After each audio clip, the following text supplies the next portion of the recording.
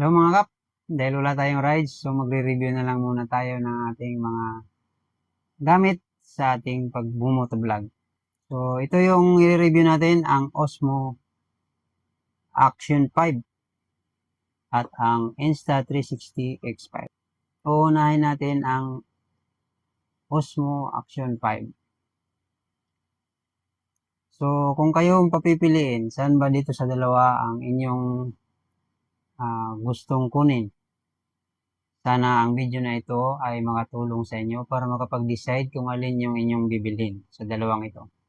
I-share ko sa inyo yung aking mga experience para makatulong din sa inyo makapag-decide kung alin dito sa dalawa ang inyong bibilhin sa mga darating yung mga motovlog kung kayo nagsisimula pa lang. Kagaya ko, pareho tayo mga newbie, so at least mabigyan ko kayo ng konting idea dito dahil nagamit na natin itong both camera na ito. Okay, start from DJI Osmo Action 5. Camera na ito ay mayroong 1.3 CMOS sensor at meron din itong built-in storage na 47 GB at makakapag-shoot siya ng 4K resolutions and up to 120 FPS in 16:9 and 4.3 aspect ratios. At ang battery nito ay mayroong 1,950 mAh. At kung tatlo ang battery mo ay aabot siya hanggang 3 to 4 hours na pagsushoot. At meron itong dalawang lens dito sa harap at saka meron din dito sa likod. At ang camera na ito ay waterproof hanggang 20 meters na without yung casing. Pero pag may casing ay aabot siya hanggang 50 meters. So, proven and tested ko na yan. Sa Boracay ginamit natin to. At hindi siya pinasok ng tubig at nasubukan natin. Yan. Osmo Action 5. At ang stabilization nito ay equipped with Rocksteady 3.0 and 360 Horizon Steady para yung sa tuwing nasa road trip tayo at magalaw ay nananatili siyang steady yung ating capture ng ating camera. Personal experience pagdating dito sa camera na ito. Ito ay 1 year na nating gamit. So, may opinion, sulit na sulit itong gamitin dahil napakaliit lang. Ang dali nating palitan ng battery. At saka, hindi mabigat pag nakalagay sa ating helmet kasi madalas sa helmet mount natin to nilalagay. So, ano pa ba? In terms of battery, matibay din ang battery sa sarili kong experience. 1 hour and 30 minutes is one battery.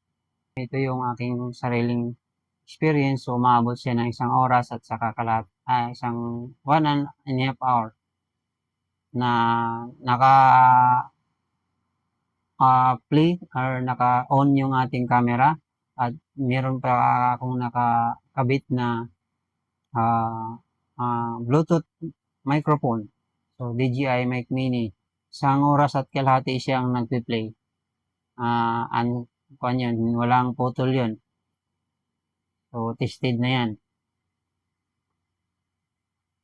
So, dadako naman tayo dito sa Insta360.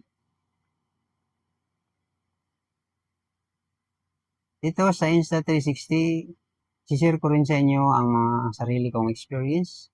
Ang Insta360 ay merong 360 angle camera with 1/1.28 inch sensor and 2.5 inch touchscreen. Ito, kita nyo.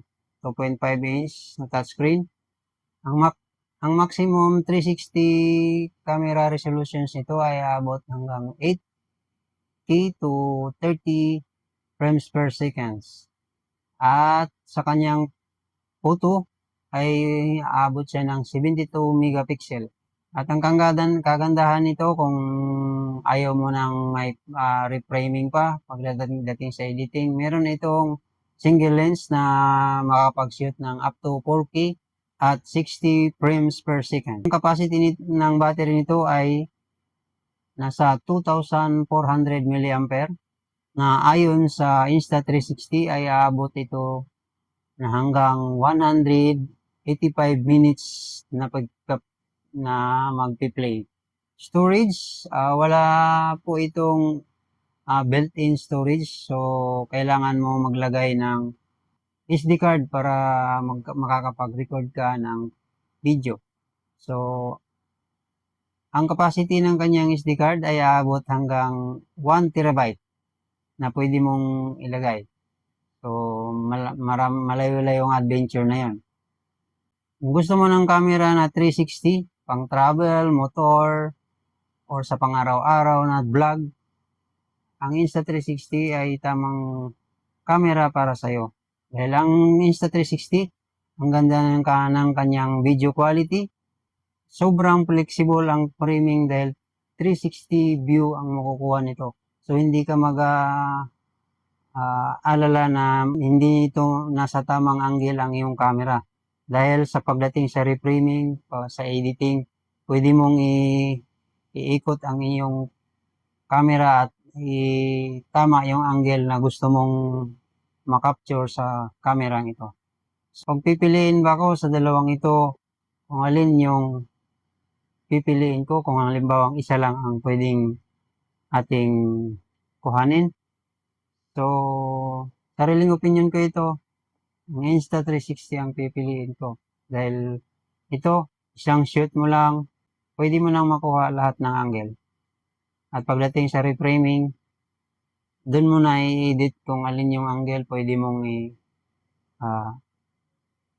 facing forward or facing selfie, or pwede mong i-rotate into 360, pwede mong i-zoom in, pwede mong i-zoom out, pwede mong ipakita ang view sa yung both sides, pwede mo ring ipakita ng 360 view or a tiny planet habang ikaw ay nagmumotor. So, hindi ko sinasabi na pangit ang DJI Osmo Action 5. Sulit na sulit din ito kung gusto mo lang ng budget at ang gusto mo naman ay shoot and edit without any reframing na. So, ito makakapagbigay sa iyo ng magandang footage, magaan, handi lang siya kung pag ilagay mo sa kuan dahil may kasama itong quick release sa clip dito sa ilalim natin, magnetic clip.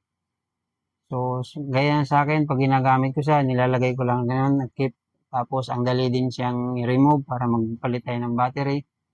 Or kaya kung gamitin natin na kumuha ng video na nakaharap sa atin, igaganyan lang. At ang dali rin ibabalik uli sa ating helmet. Pero dahil dito sa Insta360 na ito, kahit simpleng shoot mo lang, tapos pagdating mo sa editing ay magagawa mo na lahat ng edit, lahat ng angle pwede mong gawin na magiging gawin mong transition na hindi lang nakapokus sa isang view yung iyong video. Kaya ako pinili ang Insta360. So, ang downside lang nito ay kailangan mong mag-reframe kung gusto mong makakuha ng magandang angle. So, magre-reframe ka dun sa kanilang app at ang laki ng storage na kailangan mo.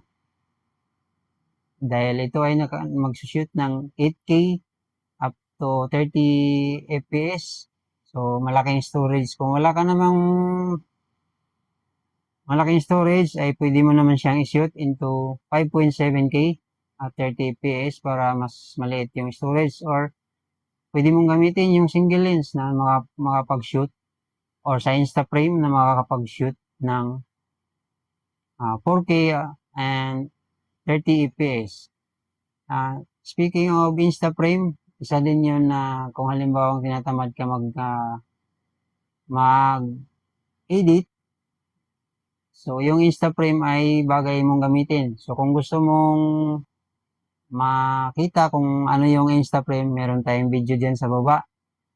So ilalagay ko na lang dito yung picture ng title ng ating video na ginawa para doon sa Instaframe, about doon sa follow mode at saka sa pitch lock. Okay, at the end, hindi po ako ang makakapag-decide niyan kung alin doon sa dalawa ang gusto ninyo. Depende na po yan sa inyong reference kung alin sa dalawa ang patok or sakto sa pangangailangan nyo. So, sinare ko lang sa inyo yung sarili kong experience dito sa dalawang camera para baka sakaling makatulong sa inyo na makapag-decide. Kung ang gusto mo naman ay on a budget, ito is ang standard package nito ay nasa 18,000 to 20,000 na lang. Ito naman ay, kung hindi ako nagkakamali, ay nasa 27 to 33,000. Depende na yan sa bundle na gusto mo. So, kaya ko pinipili ito dahil dito sa Insta360. Hindi mo kailangan maging komplikado. Just make it simple na pag-shoot, and then pagdating sa reframing, dun mo na gagawin ang mga transitions at saka mga view, angle of view ng iyong video. So, again, kung nagustuhan mo ang ganitong video, please kindly leave a like din sa baba at consider subscribing na rin. Sama mo na rin yung notification bell para lagi kang updated sa susunod nating mga video, mga adventure, auto travel, about review, motor, review sa ating action cam at saka drones. So, sana'y magkita-kita yung muli sa mga susunod nating video.